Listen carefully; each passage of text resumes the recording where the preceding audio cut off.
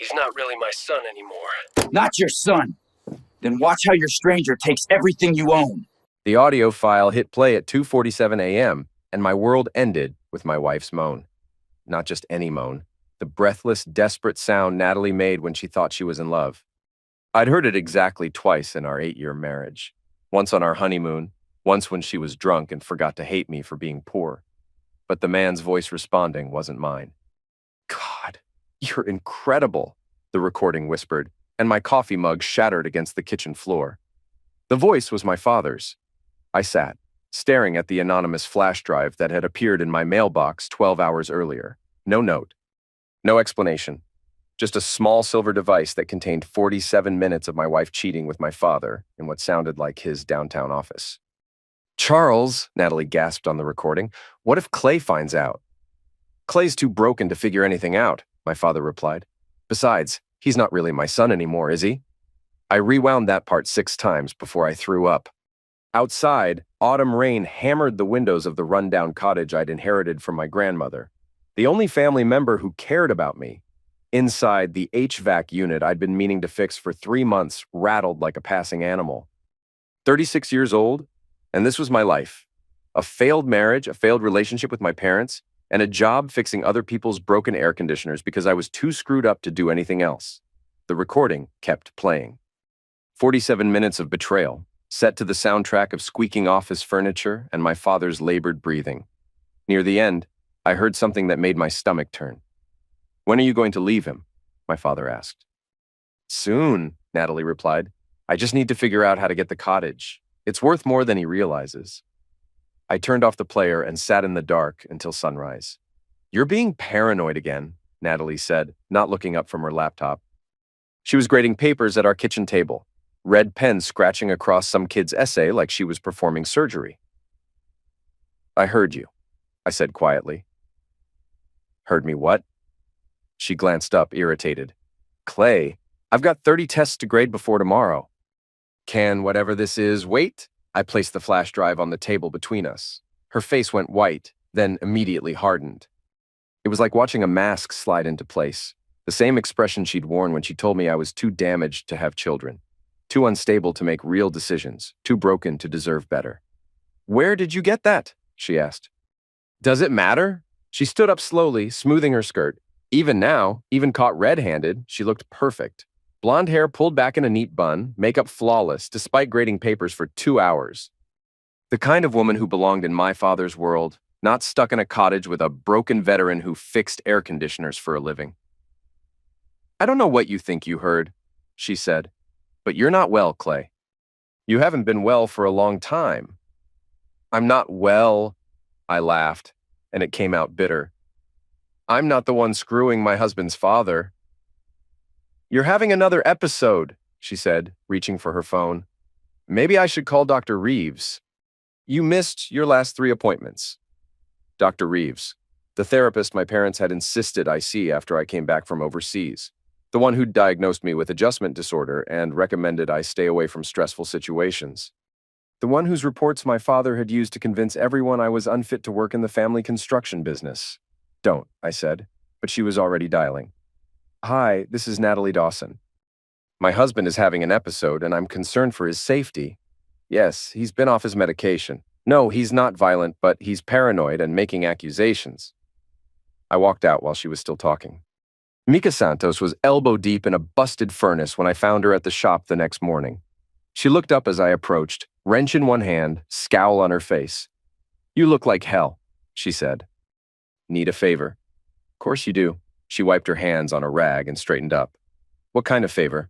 I handed her the flash drive. Need to know where this came from. She turned it over in her calloused fingers. What's on it? Evidence. Evidence of what? That my wife's been cheating on me with my father. Mika whistled low. Jesus, Clay, that's really screwed up. Can you trace it? She nodded toward her workbench where a laptop sat between spare parts and coffee-stained invoices.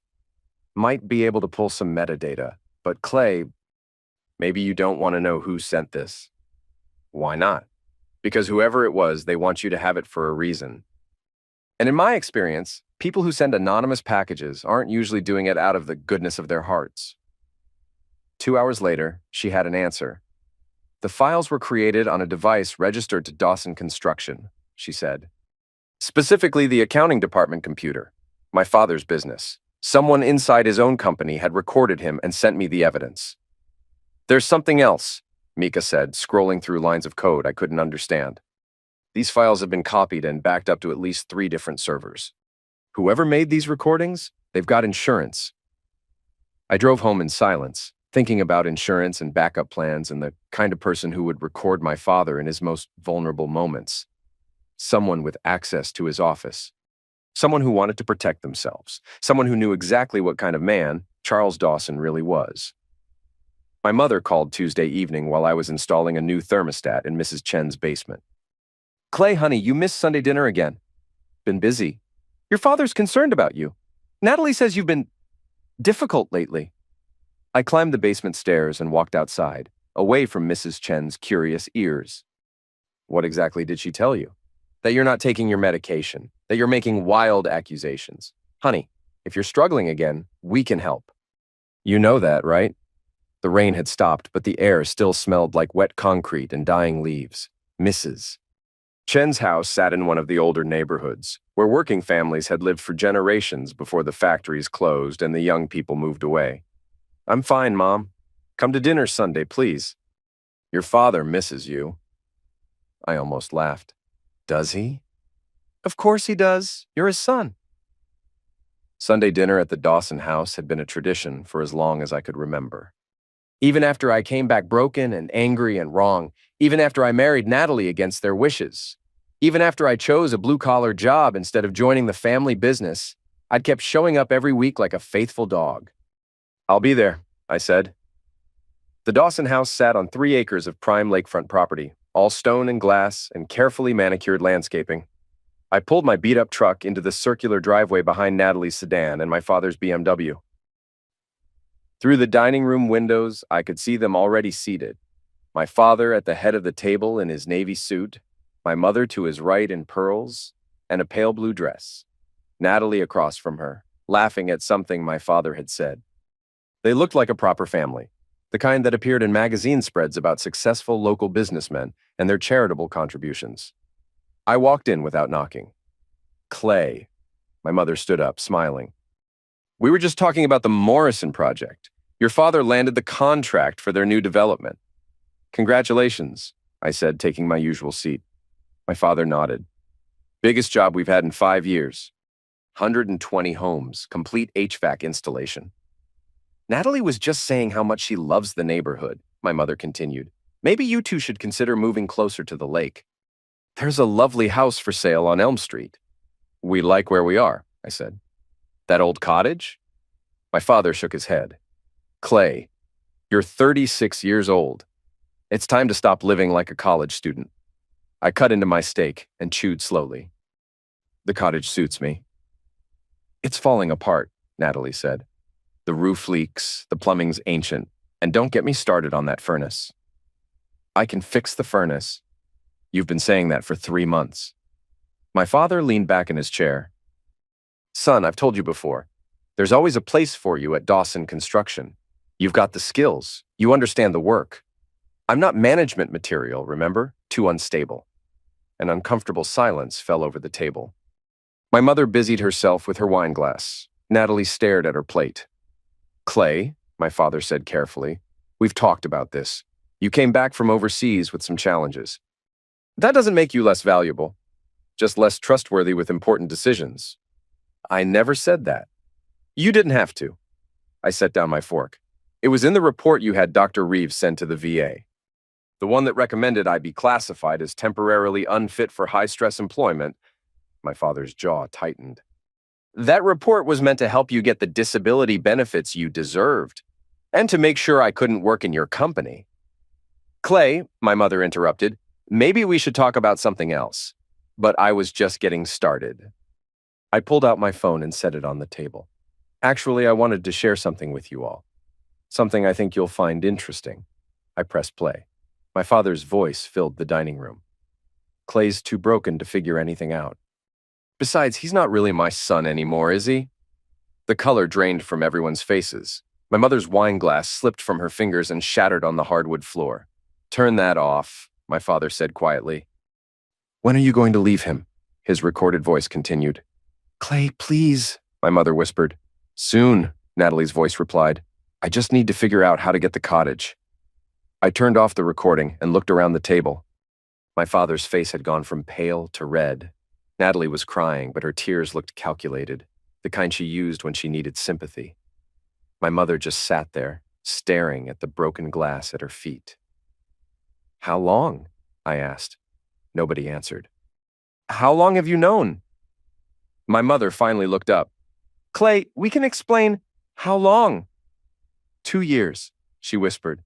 2 years.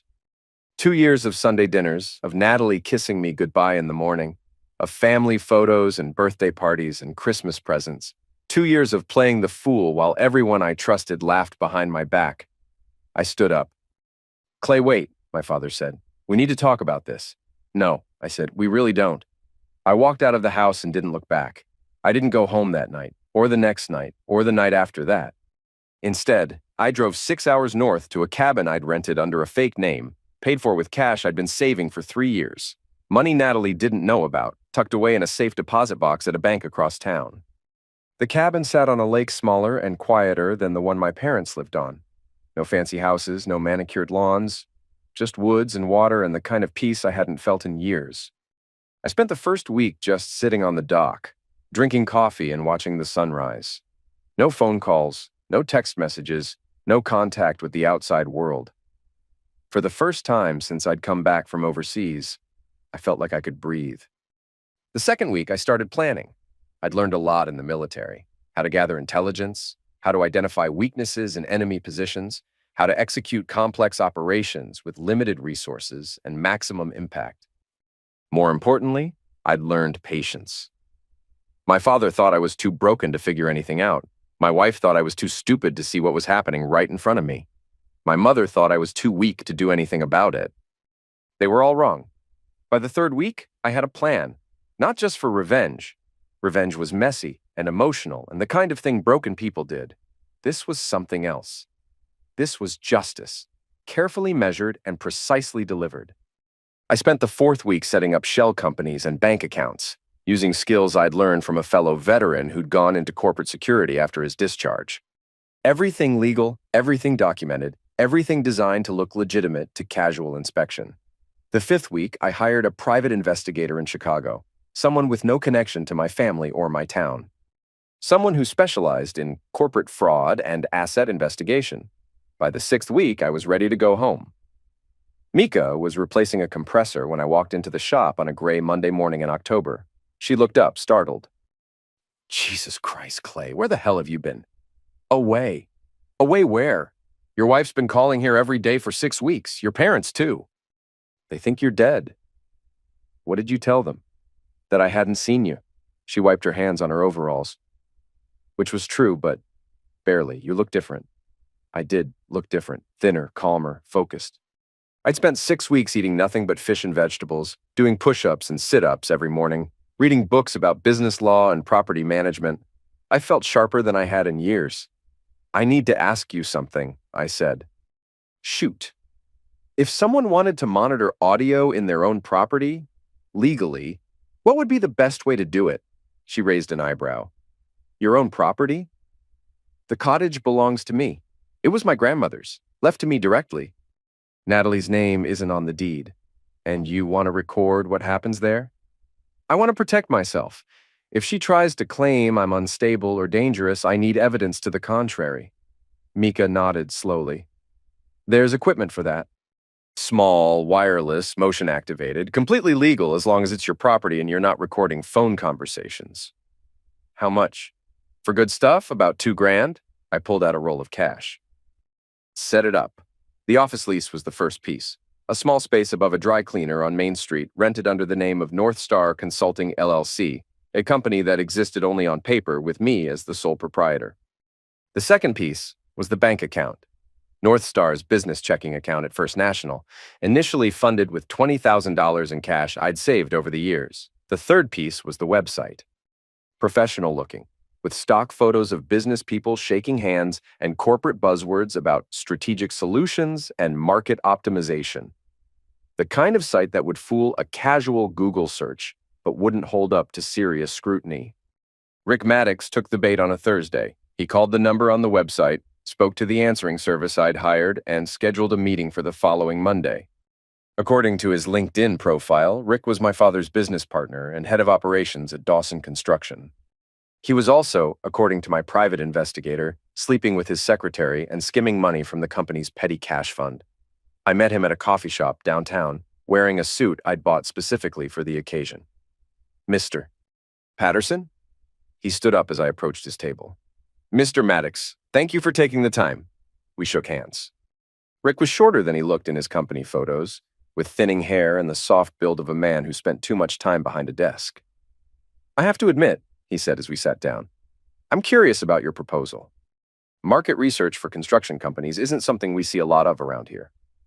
That's exactly why there's an opportunity, I replied. Most firms your size don't have access to detailed competitive analysis. They're making decisions based on instinct rather than data. I opened my laptop and showed him a presentation I'd spent 2 weeks preparing. Fake market research, professionally formatted, with just enough real information to seem credible. This is impressive, Rick said, scrolling through the slides. Where did you get this data? We work with a number of regional contractors. Obviously, I can't share specific client names, but I can tell you that companies similar to Dawson Construction have seen significant revenue increases after implementing our recommendations. What kind of increases? 15 to 30%. Typically within the first year. Rick leaned back in his chair. That would be substantial. Mr. Maddox, can I ask you something confidentially? Sure. How much input do you have on major strategic decisions at Dawson Construction? His face darkened slightly. What do you mean? I've done some preliminary research on your company. Charles Dawson founded it. He's the majority owner, but you're listed as head of operations. I'm wondering how much autonomy you have to implement new initiatives. I have plenty of autonomy. Good, because some of our recommendations require quick decision-making and flexible implementation. If every choice has to go through multiple approval processes, it doesn't, Rick said quickly. Charles trusts my judgment on operational matters. I closed the laptop. Excellent. In that case, I think we can help each other. The first rumors started small.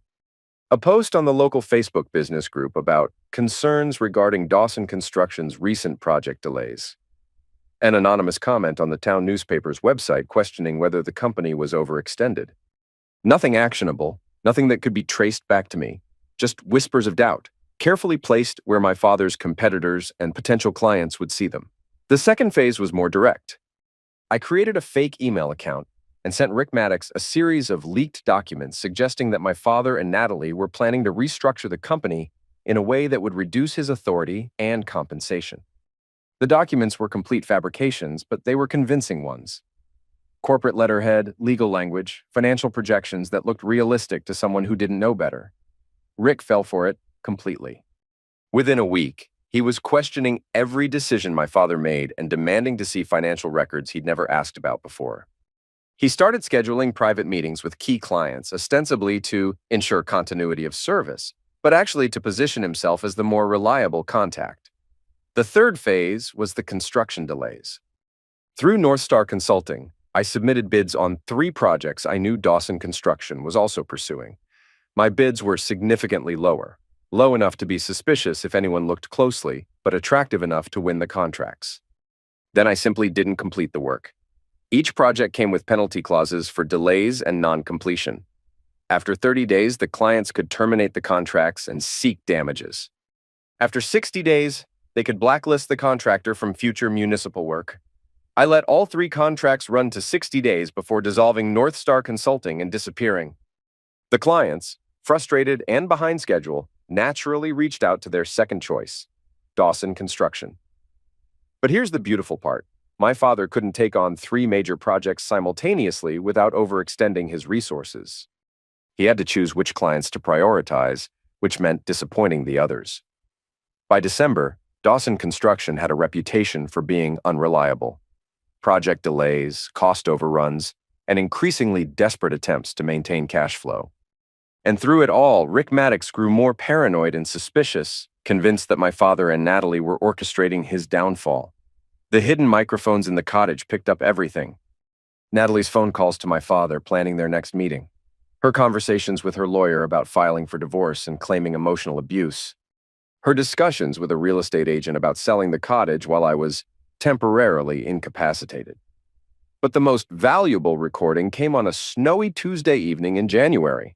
My father had come to the cottage while I was supposedly at work.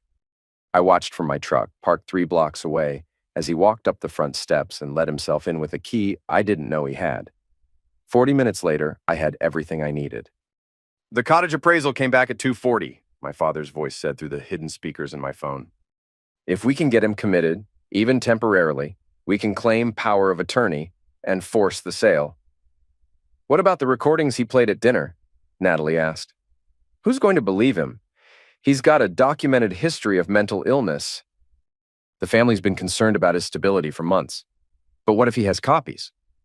"Then we deal with it. Rick's been asking too many questions lately anyway." "Maybe it's time to restructure the partnership." "What do you mean?" "I mean, Rick's outlived his usefulness. And if Clay becomes a problem, well, accidents happen on construction sites all the time." I sat in my truck, watching snow fall on the cottage where I'd spent the happiest years of my childhood, and listened to my father plan my ending. I scheduled the meeting for a Thursday afternoon at the Riverside Hotel, downtown's only decent conference facility. The invitation went out to 12 people: my father, Natalie, Rick Maddox, the mayor, 3 city council members, 2 local newspaper reporters, and 3 of Dawson Construction's biggest clients. The subject line read, "Urgent, Financial Irregularities at Dawson Construction." I arrived 30 minutes early and set up my laptop in the conference room I'd rented. "PowerPoint presentation ready, audio files queued up, documents organized in neat folders." My father arrived first, looking confused and angry. "Clay, what the hell is this about?" "Accountability," I said. Natalie came in next, followed by Rick and the others. They took seats around the conference table, whispering among themselves, trying to figure out what was happening. When everyone was seated, I stood up and cleared my throat.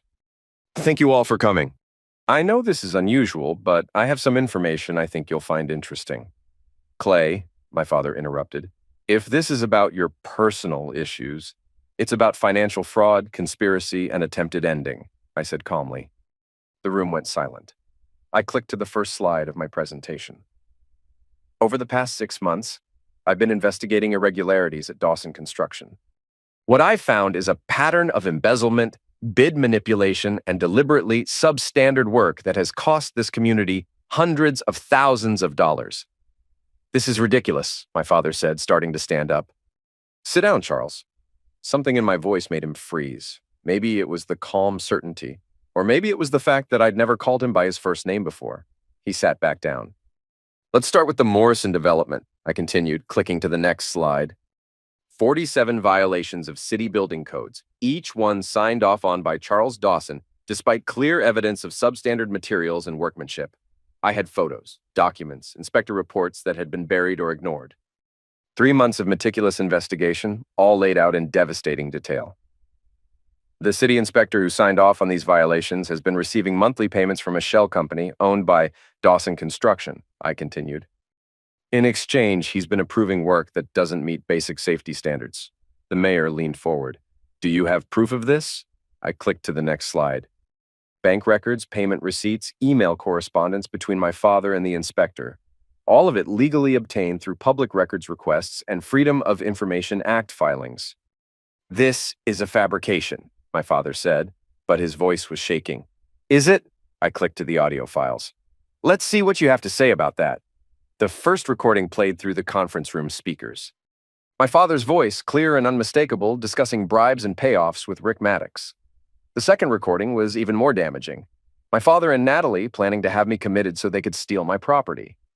The third recording made several people in the room gasp. My father suggesting that accidents happen on construction sites when discussing what to do about my investigation. When the last recording ended, the room was completely silent. "Jesus Christ, Charles," Rick said finally. "What have you done?" My father looked around the table, seeing the disgust and horror on everyone's faces. This is all taken out of context. Clay's been unstable for years. He's manipulating." "I'm manipulating," I laughed. Charles, you've been stealing from this community for years. You've been bribing officials, cutting corners on safety, and endangering lives for profit. And when your own son tried to expose you, you planned to have him ended. That's not, I never said. You said accidents happen on construction sites all the time, I reminded him. In reference to dealing with me permanently, the mayor stood up. I think we've heard enough. Charles, I'm going to have to ask you to surrender any city contracts immediately pending a full investigation. You can't do this based on the word of a mentally ill veteran, my father protested. I can do it based on recorded evidence of criminal conspiracy, the mayor replied. One by one, the clients and city officials filed out of the room, leaving just my family and Rick. Clay, Natalie said, tears streaming down her face. Please. We can work this out. We can go to counseling. We can... No, I said simply. We can't. Rick stood up slowly. Charles, I want you to know that I had nothing to do with the bribes or the safety violations.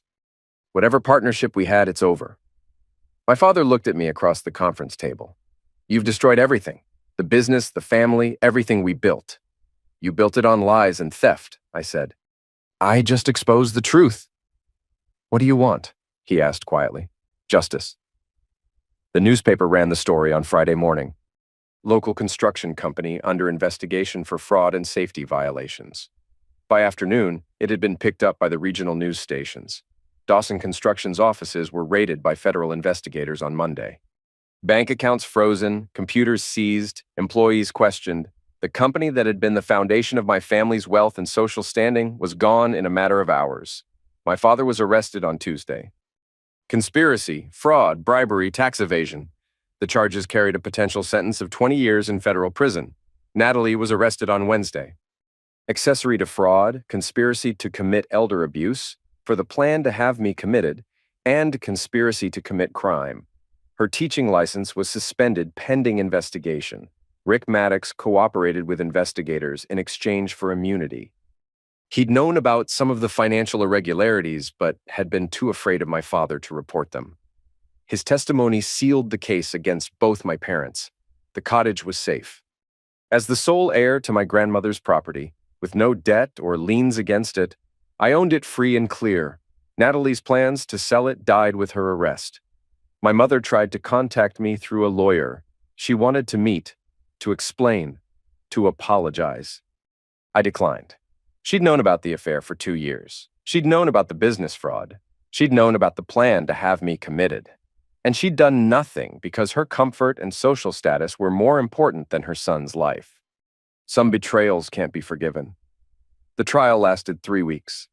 I testified on the second day, calmly recounting the events that had led to my investigation and the evidence I'd uncovered.